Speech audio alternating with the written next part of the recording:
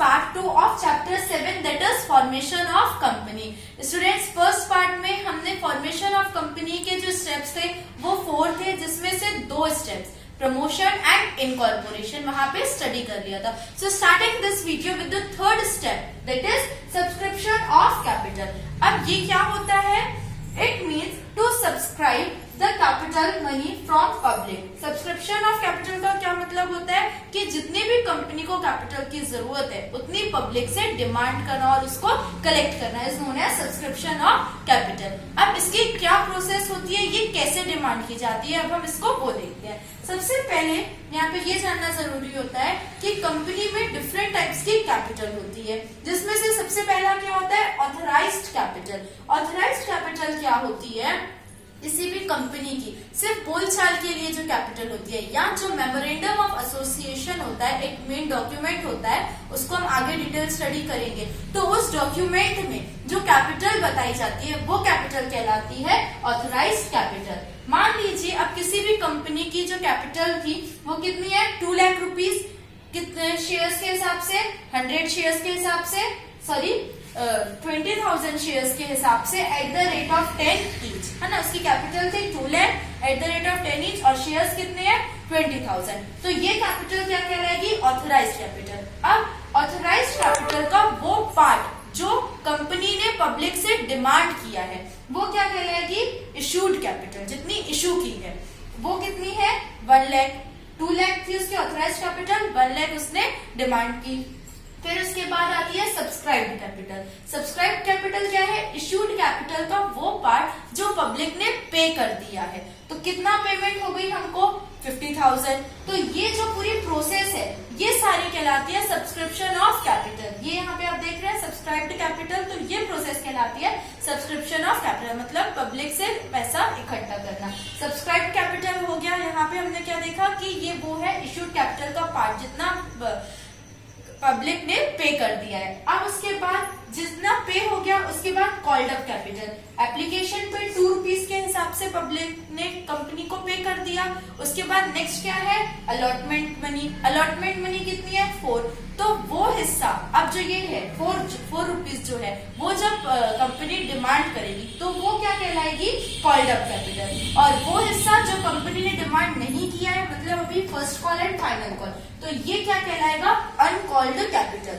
मतलब जितना हमने डिमांड किया है, जितना कॉल आउट किया है वो कॉल्ड अप कैपिटल, और जो जितना नहीं किया है तो वो क्या कहलाएगा? अनकॉल्ड. फिर उसके बाद अब कॉल तो किया हमने कि आप हमें अलॉटमेंट का पैसा दीजिए. अब जो पैसा नहीं मिला है, सॉरी जितना पैसा मिल गया है वो कहलाएगा पेड अप, और जो पैसा नहीं मिला है वो कहलाएगा अनपेड कैपिटल. सो ये सारी प्रोसेस होती है सब्सक्रिप्शन ऑफ कैपिटल के लिए.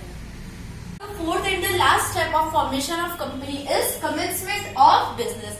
स्टूडेंट्स, जैसा कि मैंने आपको पहले ही बता दिया है, जितनी भी प्राइवेट कंपनीज होती है वो इनकॉर्पोरेशन के तुरंत बाद ही अपना बिजनेस स्टार्ट कर सकती है. लेकिन जितनी भी पब्लिक कंपनीज होती है उन्हें एक और स्टेप की जरूरत होती है. वो क्या कहलाता है? Certificate of commencement of business. उसके बाद ही पब्लिक कंपनी अपना बिजनेस स्टार्ट कर सकती है. तो इसको अभी हम समझ लेते हैं क्या है. Section 149 of companies act 1956 has prescribed certain restrictions on the commencement of business by public company which are as follows. कौन से सेक्शन के अंडर रिस्ट्रिक्शंस दिए हुए हैं? Section 149 of companies act 1956. इस एक्ट के अंडर, इस सेक्शन के अंडर बहुत सारे रिस्ट्रिक्शंस दिए हुए हैं जिसमें पब्लिक कंपनी अपना बिजनेस इनकॉर्पोरेशन के बाद स्टार्ट नहीं कर सकती है. सो कौन कौन से रिस्ट्रिक्शंस हैं या उन्हें क्या क्या चीजें करनी चाहिए, जिसमें से सबसे फर्स्ट पॉइंट क्या है? Submission of prospectus to registrar. सबसे पहला क्या होता है? पब्लिक कंपनी को जितना भी जो भी उसने प्रोस्पेक्टस बनाया है. प्रोस्पेक्टस क्या होता है ये अभी हम डिटेल स्टडी करेंगे. शॉर्ट में मैं आपको बता देती हूँ क्या होता है प्रोस्पेक्टस. इन्विटेशन होता है. किसी भी जो भी कंपनी होती है वो जब पब्लिक से डिमांड करती है, जब अपने शेयर्स इशू करती है, तब वो घर घर जाके बताते हैं क्या? नहीं. तब वो क्या करते हैं? प्रोस्पेक्टस इशू करते हैं, मतलब इनविटेशन इशू करते हैं कि हमारी कंपनी में आइए, आप हमारी कंपनी के शेयर्स को परचेज कीजिए. तो ये जो प्रोस्पेक्टस होता है ये कंपनी को क्या करना होता है? रजिस्ट्रार के पास सबमिट करना होता है. सबसे पहला पॉइंट. नेक्स्ट क्या है? Information about minimum subscription amount, जो ये मिनिमम सब्सक्रिप्शन अमाउंट है वो उसके बारे में इंफॉर्मेशन प्रोवाइड करना, किसको, रजिस्ट्रार को। ये क्या होता है ये मैं आपको अभी एक्सप्लेन करती हूँ।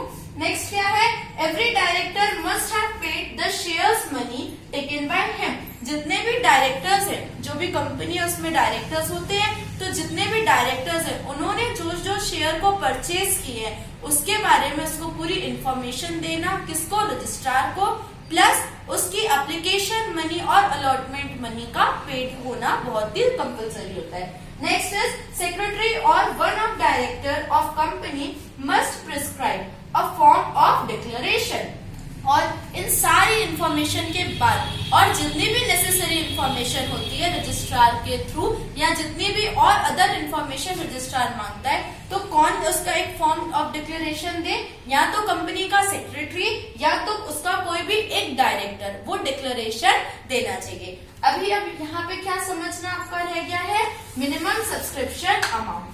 तो मैं यहाँ से थोड़ा सा पोर्शन यहाँ का रफ कर दे रही हूँ आपको ये एक्सप्लेन करने के लिए। देखिए, सबसे पहले किसी भी कंपनी में कौन सी कैपिटल होती है, सबसे फर्स्ट होती है ऑथराइज्ड कैपिटल। ऑथराइज्ड कैपिटल कौन सी होती है स्टूडेंट्स, जो मेमोरेंडम ऑफ एसोसिएशन में बताई जाती है ना। ये सिर्फ बताने के लिए होती है कि हाँ हमारी कंपनी का जो कैपिटल है वो इतनी इतनी है, लेकिन रियल में इतनी कैपिटल नहीं होती है। ऑथराइज्ड कैपिटल क्या है, सिर्फ मेमोरेंडम ऑफ एसोसिएशन जो डॉक्यूमेंट है वो भी हम स्टडी करेंगे उसमें लिखी होती है। फॉर एग्जाम्पल मान लेते हैं कि ऑथराइज्ड कैपिटल कितनी है किसी भी कंपनी की, 5 लाख रुपीज। अब ऑथराइज्ड कैपिटल के बाद कंपनी क्या करेगी, कंपनी इशू करती है कैपिटल को, है ना। तो ये जो इशूड कैपिटल होती है ये इसका एक पार्ट होता है, ये आपको अकाउंट्स में भी काम आ जाएगा। इशूड कैपिटल क्या होती है, ऑथराइज्ड कैपिटल का एक पार्ट होता है। मान लीजिए कंपनी ने कितना शो किया अपनी कैपिटल को, 5 लाख रुपीज। अब उसके बाद वो पब्लिक से कितनी डिमांड कर रही है, 4 लाख रुपीज। तो ये जो इशूड कैपिटल होती है ये वो होती है ऑथराइज्ड कैपिटल का पार्ट। फिर थर्ड क्या होता है, सब्सक्राइब्ड कैपिटल। अब ये जो है वो ये है मिनिमम सब्सक्रिप्शन अमाउंट जो है ना, वो अब हम यहाँ पे समझेंगे। सब्सक्राइब कैपिटल क्या है, कंपनी ने इशू कर दिया, कितने डिमांड की पब्लिक से, 4 लाख रुपीज। अब उसके बाद जितने भी पब्लिक है उन्होंने कितने पे कर दिए, मान लीजिए 3,50,000 रुपीज कंपनी के पास आ चुके हैं, ठीक है। अब ये जो 4 लाख रुपीज थे जितने भी इशूड कैपिटल थी वो कंपनी ने किस तरीके से शेयर्स में डिवाइड की, eight the rate of 10 each, है ना। पर शेयर का पैसा कितना डिवाइड कर दिया, 10, और शेयर्स कितने हो गए यहाँ पे हमारे, 10 को इससे हम डिवाइड कर देंगे तो कितने आ जाएंगे, 10,000 शेयर्स हैं 10 ईच के हिसाब से। अब सब्सक्राइब्ड कितने हो गए, 3,50,000, मतलब इतना पैसा कंपनी के पास आ गया है। लेकिन ये जो मिनिमम सब्सक्रिप्शन अमाउंट है ये क्या होता है कि जैसे मान लीजिए 10,000 शेयर्स है, इसमें एप्लीकेशन का पैसा, एप्लीकेशन मनी कितनी है, 2 रुपीज है, मतलब 10,000 शेयर्स पे हमें 2 रुपीज के हिसाब से कितना पैसा आ जाना चाहिए, 20,000 मिलना चाहिए। लेकिन अब 10,000 का 90% मीन्स की 9,000। अब ये जो 9,000 रुपीज है वो eight the rate of ₹2 each, ये 2 ईच क्या है, एप्लीकेशन मनी। इस पे हमें कितना मनी रिसीव हो गया, 1,80,000। तो ये जो अमाउंट है ये क्या कहलाएगा, मिनिमम सब्सक्रिप्शन अमाउंट। कहने का मतलब स्टूडेंट्स यहाँ पे ये आ रहा है कि सब्सक्राइब्ड कैपिटल कितनी थी हमारे पास, 3,50,000, मतलब हमारे पास इतना पैसा अभी आ चुका है। अब टोटल शेयर्स कितने थे, 10,000 थे, ₹10 ईच के हिसाब से। अब ये जो टोटल शेयर्स होते हैं इसका 90% मतलब कि 9,000। अब इन 9,000 शेयर्स पे एप्लीकेशन मनी जो 2 रुपीज ईच है उसके हिसाब से कितना पैसा हुआ, 1,80,000। तो इतना पैसा कंपनी के पास आ ही जाना चाहिए। तो क्या यहाँ पे है कंपनी के पास, क्योंकि सब्सक्राइब कितना हो चुका है 3,50,000 और मिनिमम 1,80,000 रुपीज आ ही जाना चाहिए कंपनी के पास। तो ये जो अमाउंट कहलाता है ये क्या कहलाता है, मिनिमम सब्सक्रिप्शन अमाउंट। तो इस अभी हम यहाँ पे क्या देख रहे थे कि जो भी कंपनी है उसको ये मिनिमम सब्सक्रिप्शन अमाउंट जो अभी हमने ये निकाला, ये कैसे निकाला वो मैंने आपको बताया। इसके बारे में इंफॉर्मेशन प्रोवाइड करना किसको, रजिस्ट्रार को। सो स्टूडेंट्स अभी हमने क्या देखा, certificate of commencement of business किसके लिए, पब्लिक कंपनी के लिए, प्राइवेट कंपनी के लिए नहीं। स्टूडेंट्स अभी हमने देखा था कि डॉक्यूमेंट्स कौन कौन से होते हैं, है ना, जिसमें मैं आपको बार बार ये चीज रिपीट कर रही थी, memorandum of association and articles of association. So सबसे फर्स्ट डॉक्यूमेंट क्या है, मेमोरेंडम ऑफ एसोसिएशन। ये क्या होता है, it is the most important document of the company. Company का सबसे मेन इम्पोर्टेंट डॉक्यूमेंट जो होता है वो क्या होता है, memorandum of association. It is the charter of the company describing the powers and limitations of the company। ये एक डॉक्यूमेंट होता है जिसमें कंपनी के पावर्स बताए जाते हैं, कंपनी की लिमिटेशंस बताई जाती हैं, and the area beyond which the actions of the company can not go, और किस एरिया में कंपनी को काम करना है। किस एरिया कहने का मतलब यहाँ पे पर्टिकुलरली किसी हम लोकेशन की बात नहीं कर रहे हैं कि हमें इस एरिया में काम करना है, नहीं, हम यहाँ पे काम करने के दायरे की बात कर रहे हैं, काम करने के स्कोप की बात कर रहे हैं, उसके लिमिटेशंस क्या क्या, कि उसमें जितनी भी रिस्ट्रिक्शंस बताई गई हैं क्या कंपनी उन सारे रिस्ट्रिक्शंस को तोड़ रही है, रूल्स एंड रेगुलेशंस को फॉलो कर रही है कि नहीं। तो ये सारी चीजें जो होती हैं वो किसमें बताई जाती है, मेमोरेंडम ऑफ एसोसिएशन में। It simply shows what to do. Memorandum of association जो है वो कंपनी को क्या सिंपली बताता है कि उसे क्या काम करना है, व्हाट टू डू। आप इस वर्ड से इसको याद कर सकते हैं।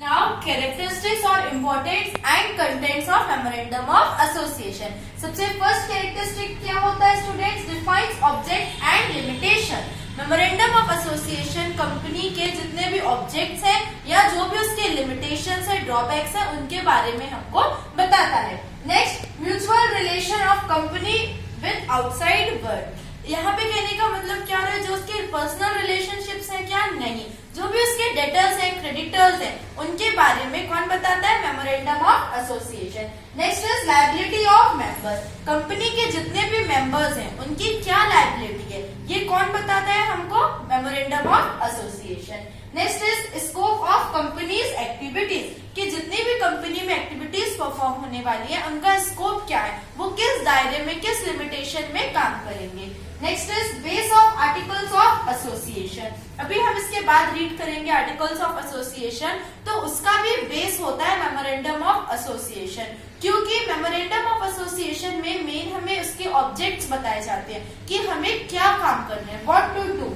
And the last is shows authorised capital. अभी हमने देखा था कि ऑथराइज्ड कैपिटल जो थी वो किसमें शो होती है, मेमोरेंडम ऑफ एसोसिएशन में। So these are the characteristics and importance of memorandum of association. अब उसके में कौन कौन से कंटेंट्स होते हैं, क्या क्या चीजें इंक्लूड होती है, तो सबसे फर्स्ट क्या है, name clause.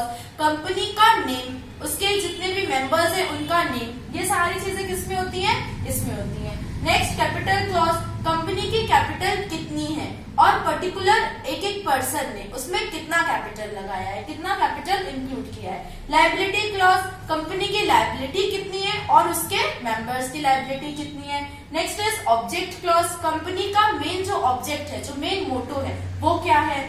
Next is registered office clause, हर एक कंपनी का एक रजिस्टर्ड ऑफिस होता है जिसकी पूरी इंफॉर्मेशन कहाँ दी होती है, मेमोरेंडम ऑफ एसोसिएशन में। And the last is subscription clause, यहाँ पे क्या बताया जाता है कि जितने भी कंपनी के मेंबर्स होते हैं उन सबका यहाँ पे सिग्नेचर लेना कंपलसरी होता है कि वो इस चीज पे एग्री हैं कि नहीं है, उनका अप्रूवल होना बहुत ही ज्यादा इम्पोर्टेंट होता है। तो सब्सक्रिप्शन क्लॉज में क्या बताया जाता है, पूरे कंपनी के जितने भी मेंबर्स हैं उनका सिग्नेचर लेते हैं। So these are the contents of memorandum of association. Document is Articles of Association. It is the subordinate of Memorandum of Association. Articles of Association क्या होता है, subordinate होता है किस चीज का, Memorandum of Association, मतलब सब डॉक्यूमेंट होता है। Next, it shows the internal management. क्या शो करता है Articles of Association, उसका internal management powers of the directors, जितने भी डायरेक्टर्स के यहाँ जो भी पावर्स है वो सारे शो करता है। And changes in the internal regulation of the company, जितने भी इंटरनल चेंजेस हो रहे हैं, जो भी चेंजेस हो रहे हैं कंपनी में, वो सारे किसमें शो होते हैं? आर्टिकल्स ऑफ एसोसिएशन में। It simply shows how to do. हमने अभी मेमोरेंडम ऑफ एसोसिएशन में क्या देखा था स्टूडेंट्स की व्हाट टू डू, क्या काम करना है ये कौन बताता है? Memorandum of association. कैसे करना है? हाउ टू डू ये कौन बताता है? Articles of association. Importance and contents of articles of association. सबसे फर्स्ट कैरेक्टरिस्टिक क्या होता है? Shows internal management. Article of association हमें क्या शो करता है? जो भी कंपनी का इंटरनल मैनेजमेंट हो रहा है वो किस तरीके से हो रहा है उसके बारे में हमें इंफॉर्मेशन कहाँ से मिलती है? आर्टिकल्स ऑफ एसोसिएशन के थ्रू। नेक्स्ट, सब document of memorandum of association. Memorandum of association क्या है? एक मेन इंपॉर्टेंट डॉक्यूमेंट है, उसका सब डॉक्यूमेंट जो है वो ये है। Next is divided in paragraphs. Memorandum of association का जो लिखने का तरीका होता है, जिसका मैटर होता है वो डिफरेंट होता है। आर्टिकल्स ऑफ एसोसिएशन में कोई भी चीज कैसे डिफाइन की जाती है? पैराग्राफ्स में डिफाइन की जाती है। Next is signatures of persons who have signed charter document. मतलब कि जितने भी आर्टिकल्स ऑफ एसोसिएशन में लोगों के सिग्नेचर होंगे वो किनके होंगे? सिर्फ उन्हीं पर्सन्स के होंगे जिन्होंने ऑलरेडी मेमोरेंडम ऑफ एसोसिएशन को साइन किया है। Next is internal charter. Memorandum of association को हम क्या बोलते हैं? चार्टर डॉक्यूमेंट, क्योंकि वो मेन डॉक्यूमेंट है और उसमें क्या बताया जाता है? व्हाट टू डू, कि हमें सिर्फ क्या काम करना है। लेकिन आर्टिकल्स ऑफ एसोसिएशन को हम क्या बोलते हैं? इंटरनल चार्टर इसलिए बोलते हैं क्योंकि इसमें इंटरनल मैनेजमेंट भी बताया जाता है और पूरा जो भी काम है वो पूरा डिस्क्राइब किया जाता है ना, इसलिए इसको क्या बोला जाता है? Internal charter. So these are the characteristics and importance of articles of association. Now what are the contents? कौन कौन से कंटेंट्स इंक्लूड होते हैं? सो सबसे फर्स्ट है मैटर्स रिगार्डिंग शेयर्स। शेयर से रिलेटेड कि मिनिमम नंबर ऑफ शेयर्स कितने होंगे, उसका जितना भी एप्लीकेशन मनी है, अलॉटमेंट मनी है, first call, second call and final call, तो इन सब का जितना भी अमाउंट डिवाइड हो रहा है वो सब किस में बताया जाएगा? हमें इसके अंदर बताया जाएगा। Next, matters regarding meeting. अब कंपनी में जितनी भी मीटिंग्स होने वाली हैं, जितने भी नोटिस हम उनको डायरेक्टर्स को या मेंबर्स को सेंड करेंगे, तो उन सब की इंफॉर्मेशन किस में रहेगी? मैटर्स रिगार्डिंग मीटिंग पॉइंट में। Next is matters regarding powers, कि डायरेक्टर जो है उसके पावर्स कितने हैं, उसकी अथॉरिटी कितनी है, उसके पास कितनी लायबिलिटी है, ये सारी चीजें पावर्स के अंडर रहेंगी। नेक्स्ट, डिविडेंड, कि हमें कितना डिविडेंड देना है। अगर इक्विटी शेयर्स हैं तो उनको कितना डिविडेंड देना है, प्रेफरेंस शेयर्स हैं तो उन्हें कितना डिविडेंड देना है। Next is accounts. अब ऐसा तो है नहीं कि कोई भी कंपनी अपने अकाउंट्स मेंटेन नहीं करेगी, कि उस कंपनी के अब जितने भी अकाउंट्स मेंटेन हो रहे हैं वो कौन कर रहा है, किस तरीके से कर रहा है, कब मेंटेन हो रहे हैं। सो ये सारा किस में रहता है? अकाउंट्स में रहता है। And the last is matters regarding administrative matters. अब उसका जैसा भी एडमिनिस्ट्रेशन है उसमें क्या क्या चेंजेस हुए, क्या क्या ऑल्टरेशन हुए, वो सारे इस पॉइंट में रहते हैं। So these are the contents of articles of association. अब हम देखते हैं इन दोनों के बीच का difference between memorandum of association and articles of association. सबसे फर्स्ट डिफरेंस क्या है students? Meaning. It shows what to do.